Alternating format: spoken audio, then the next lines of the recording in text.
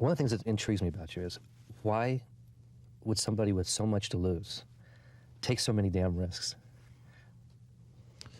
I mean, I watched you in the Whitbread race, and I thought, my God, why is he out there? The Sydney Hobart race? Yeah. I wasn't silly enough to do the Whitbread race, which is that crazy around the world race. You were in that really dangerous one that killed everybody instead. I was in, we actually got more bad weather in those 3 days than the Whitbread got in the entire, in the entire around the world race. Why did I do it? I think because we're endlessly curious about ourselves. I'm generalizing. I think we're always, when Edmund Hillary was asked that famous line, why did he climb the mountain? And he said, because it was there. That's simply not true. He climbed the mountain because he was there, and he was curious if he could do it. And we always are curious. We're curious about each other, and we're curious about ourselves.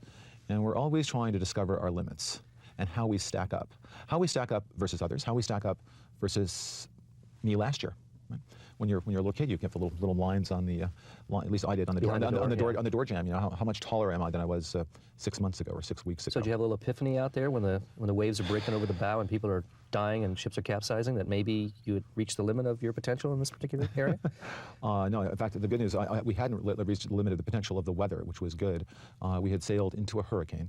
A storm was forecast. A storm is, these are all very precise terms when it comes to weather and sailing. A storm is about 40 knots of breeze, and we got about twice that, which is the name for that isn't storm. The name for that is hurricane. We found ourselves in the middle of a terrible hurricane. Enormous waves, and not only were the waves tall, but they were extremely steep. And driving into one of those waves was like driving into an office building made of water. The bow of the boat would just dig into the wave, and you'd be washed off the wheel, and people go flying across the deck. And that wasn't the worst part of it. The worst part of it is that you go up the up elevator of the wave, as buoyancy would carry you up the wave. And normally, when you reach the top of a wave, you start sliding down the back. You start surfing. Actually, your boat starts surfing, and that's actually very dangerous. We didn't do that. The boat simply exited. The way the backs of the waves were so steep, we simply exited the wave and started falling. You were airborne. We went airborne for 1,000, 2, 1,000, 3, 1,000, slam. How long was the yacht? What was the key long? The yacht's 80 feet long.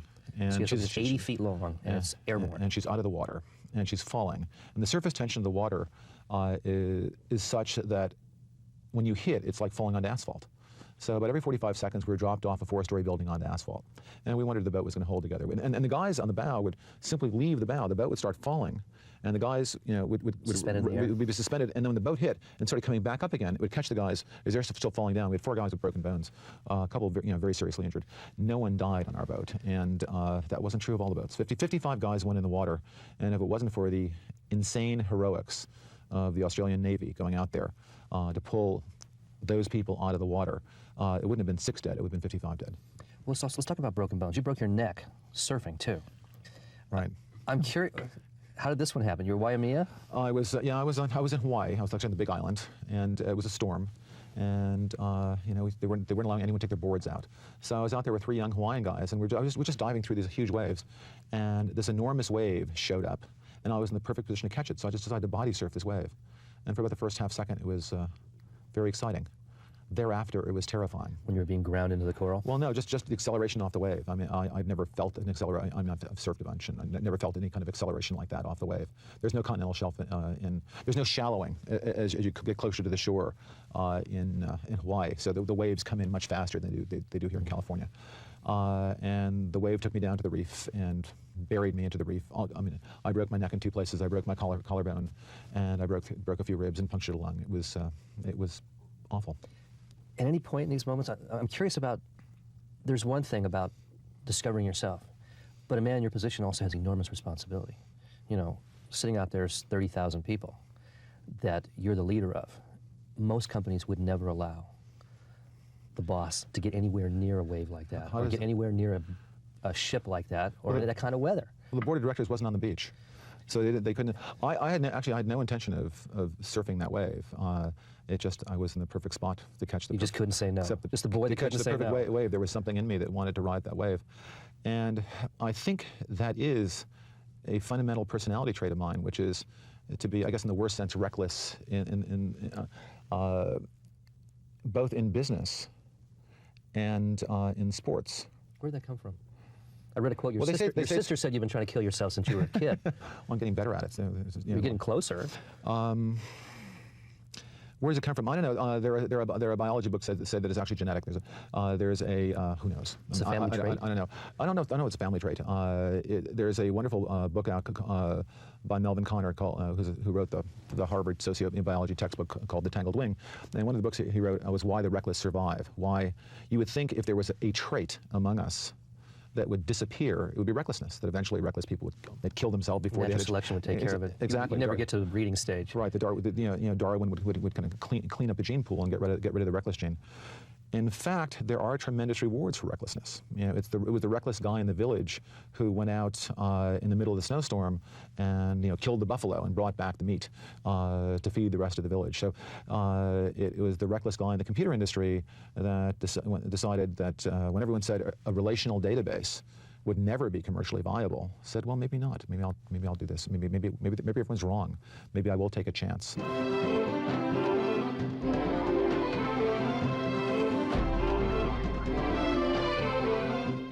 Let's talk about how you got to this point, the various risks you took and how you managed to survive each one of them. Tell me about your childhood. You were born in Chicago. I was born in New York, actually. I was raised in Chicago. Chicago. My mother wasn't married. She was very young. I was born in New York City. She was a teenager, wasn't she? Yeah, and she was. She took care of me she and her mother, my grandmother, took care of me for the first 9 months. I got pneumonia, nearly died. It was very traumatic for everyone. I'm sure for me too, though I was 9 months and really don't remember. So I was adopted within my own family. So I was actually adopted by my maternal aunt. So my grandmother's sister in Chicago, and her husband raised me. So when did you learn all of this? When I was 9 months old. When I was 9 months old, I moved from New York and moved to Chicago within my own family. I found out that I was adopted when I was about 11 or 12 years old. I found out it was within my own family when I was considerably older. Did you ever see your natural mother during this interval? During when I was growing up? Yeah. I saw her once. We took a trip, but I didn't know it was my mother. We took a trip to New York City, and I met her, not knowing who she was. Now, that discovery oftentimes causes a discontinuity in a young person's life. You see kids who learn that when they're 12 or 13, and their life just goes off at an entirely different angle, partly because of the sense of betrayal. Nobody's told me the truth. Everyone's been presenting this false front to me all these years, and I don't trust these people anymore. Did you go through that? Not that I recall. Though the truth of the matter is, it did make me feel like a bit of an outsider inside of my own family. Because in fact I didn't know it was actually not only was it was my adopted family, it was also I was related to these people, right? I was adopted within my own family, but I didn't know that. When I was 12, I just knew that I was adopted, from whom I had no idea. So I did feel like a bit of an outsider as I was being raised. But an amazing thing happened. When I found my biological mother, which was about 10 years ago, so relatively recently, I knew probably when I was 25 that I was adopted within my own family. But I really didn't go searching for my biological mother until the two people who had raised me passed away. We could have a long conversation as to why I didn't, but I didn't. When I finally went ahead and pursued the search and found her, the result was surprising to me, because my reaction was, I really found out who my family was, and it was the people who raised me, not the people who I was biologically related to. Did it change your relationship with your adopted parents? Did you get along with your father? My adopted father. Yeah. At times yes, at times no. I think like a lot of boys with their fathers. What did he do for a living? He was when he was young, he was a pilot, and then he actually ran for political office and made a lot of money in real estate. Lost everything. And after that, he worked for the government. He worked for the federal government as an auditor. So he ran for office, he made a lot of money, lost it. Lost everything. And then went to work for the government. Yeah, he became very, very conservative. Became incredibly conservative. Was about as risk averse as you can get. Sounds like a tough old man to grow up with. Especially somebody, as you've been quoted saying, you kind of challenged authority from an early age. Yeah, and it made it hard on my father. I mean, I'm not sure it made it hard. I don't know who it was harder on. I'm sure it was hard on both of us. But I've never, Mark Twain has a wonderful line, Mark Twain defines an expert as just some guy from out of town. And that's the way I felt about my teachers and experts and conventional wisdom. Unless you could explain to me why this is true, just because the expert says it's true, I didn't reflexively obey. So you're one of these classic straight A kids with an F in deportment? I did very well in science and math and other things. I certainly my language skills in French and Latin. I was certainly not a straight A student, and I had a lot of problems in school. I remember correcting a math teacher and getting into a big argument with a math teacher.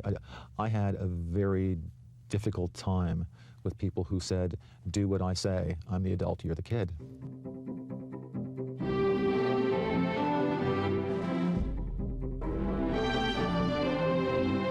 Let's talk about high school and beyond. College. Tell me about college. Well, I started off at the University of Illinois and spent a little time there. Well, you must have pretty good grades to get into the University of Illinois. Well, not really.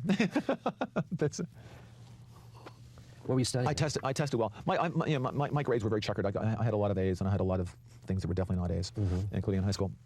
And I was a physics math major in college, and then I left the University of Illinois and I went to the University of Chicago for a while.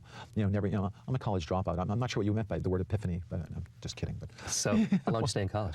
I was at Illinois for a couple of years, in Chicago for a year, and that seemed like more than enough. More for than me. enough, and time to get a job. Right. So where'd you work?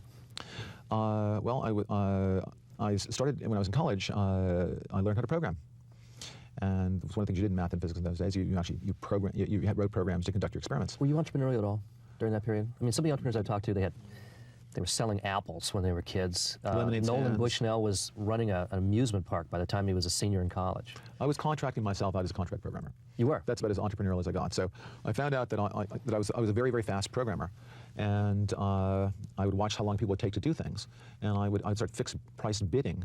So, jobs that I could at when you're really fast, you never charge by the hour. Argonne/Fermi Lab. Yeah, so you fix price bid this, and I get the job done very, very quickly. And I found that I was making more than some of my professors working part-time as a programmer. Did you have an intuitive sense of code? I mean, did you suddenly go in the computer lab one day and realize this is me? It was very game-like and hyper-rational. The computer did exactly what you told it to do, and I think that appealed to you. There was no ambiguity at all, and I've always had problems with ambiguities. Tell me how this company began.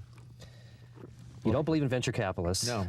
You've gotten some great bad object lessons on how to screw up startups. Right. I mean, it seems to me you've already got 2 strikes against you in trying to start your own company. Yeah, we started in 1977. Now, who's we? Bob Miner and I started the company. Also Ed Oates and Bruce Scott. There were 4 of us who really started the company. We started with $2,000. I put in I put in the bulk of the capital, $1,200. $1,200. And we started doing consulting. We wanted to build the Oracle database. We wanted to build the first commercial relational database. But the only way we could pay for it is to hire ourselves out as programmers. And we were pretty good programmers, so we could make money on doing contract work. And were you working out of your house at the time? We had a little tiny office in Santa Clara. I think there are pictures of us nailing up. It was then called Software Development Laboratories, SDL. Were you married at the time? Did you have a mortgage? I had a mortgage. In fact, I had a mortgage. What's worse, I had a mortgage. I was married at the time. I had a mortgage, and I was building a house. Oh, good. And the Bank of America, the old Bank of America, the one headquartered in San Francisco, not North Carolina, foreclosed on both of them. You lost your houses? No, actually, it takes 6 months to foreclose. There's a little advice to those here in California. So I was able finally to get a loan from actually Don Lucas. Don has been a venture capitalist for I think 40 years. He was one of the deans of venture capital, and we were in the same building as Don. We'd moved out of our Santa Clara offices, and when my houses were being foreclosed, we were in offices at 3000 Sand Hill Road, which is actually the capital of venture capital. Right. Sequoia's there; they're all there. For a non-believer, you're sort of like a heretic in the middle of the mosque. Yeah, so we were having lunch with the venture capitalists who just weren't taking their money, and Don found out that my house. Bob Miner told Don that my houses were being foreclosed on, and because I'd stopped paying. I was president of the company, and I'd stopped paying myself first, and so I couldn't make payments on the houses. So I just stopped doing that, and the bank didn't like that. So Don kind of wandered down into my office and said, "Larry, how are things going?" I said, "Great, Don, great." I said, "Well, how are you financially? Everything okay?" I said, "Fabulous." I mean, you're eating SpaghettiOs out of the can. Problems. You don't have a house anymore. Things are going great. Something like that. And finally, I realized that Don, Bob had told Don, and Don made me a loan. Don loaned me the money to pay my mortgages. He said you really shouldn't be worrying about that. You should just be worrying about the company. You have an amazing company here, amazing potential with this company. You shouldn't be distracted by a personal financial crisis. Let's talk about the early days of Oracle. You find yourself strapped to a rocket. Right. This is, at one point, it was the fastest growing company I think in history. Right. How'd you deal with that? You build a company and you expect it to be successful. You don't expect to be on, Halley's Comet shooting across the sky, racing towards $1 billion. No, in fact, the goals for Oracle was to get to about 50 employees, and we have 43,000 now. And to everyone make a comfortable living. The goal really of starting Oracle was I wanted to make a comfortable living, but that really wasn't the primary goal. The primary goal was to control my own environment. I wasn't happy working for other people. I wasn't happy working on projects I didn't find interesting, working on people I didn't enjoy spending time with. So it really was an environmental control system I was trying to create with Oracle, where I could enjoy going to work every day and enjoy the people I was working with, enjoy the projects I was working on, and make a decent living. There was never a goal really to become rich, let alone create a pretty large company. Did that stun you when all of a sudden the company's that big and you're that rich? Oh yeah, it's surreal. It stuns me now. It's a long way from the south side of Chicago. What'd your folks think of all this? Well, I guess my sister said, I really don't get it. I was a smart one. So, well, I think they're like me. I can't believe it. Either can they. Okay, so the company goes screaming along through the 80s. It's going so fast, it almost goes right off the tracks. It sort of straightens out all the curves. At one point, I was covering this company. This company was all over the map. It was renegade salespeople making claims and forging contracts. I mean, this place got pretty nuts. It was turning into sheer chaos, like a machine that was going to just spin until all the gears went flying out of it. What happened? Well, this is going to sound like me making excuses, but I've always run engineering. I run engineering today. The part of the company that I'm really interested in, and the part of the company that Bob was interested in, was engineering. So we really, we ran engineering, and I never ran anything. I ran. Bob was my boss in my previous job before we started Oracle, and no one had ever worked for me before. Now we had a really large company, I certainly wasn't. I had no experience in running. I was getting my experience, and boy, the tuition was a lot higher than what you pay for Stanford Business School. But I had no experience running anything this big, let alone something growing, and no one had any experience in growing a company this fast. This is all uncharted territory for me personally, and just in the history of commerce. So you needed an operations guy? You needed a numbers guy? We had no numbers guy, in fact, and we had a field sales organization that was, I guess, the positive term you would use is aggressive. It was a very aggressive selling organization, and there were no controls in place. I mean, normally you have a chief financial officer that is making sure that certain procedures and protocols are in place, so there are no abuses going on out in the field. And we had none of that. I didn't know you're supposed to have that. I mean, I was spending most of my time worrying about products. Today, I worry about it all.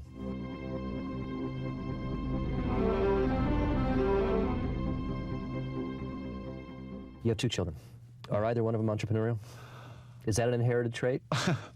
My son's an aerobatic pilot. Oh, so the risk-taking gene got passed on. And by the way, I think that's very close. It's not. You don't have. But that means you get to go through those long nights of terror, worrying about him the way that your folks did about you with your risk-taking. Well, it's very interesting. See, I think he's become an incredibly mature kid as a result of him learning how to fly when he was 13 years old.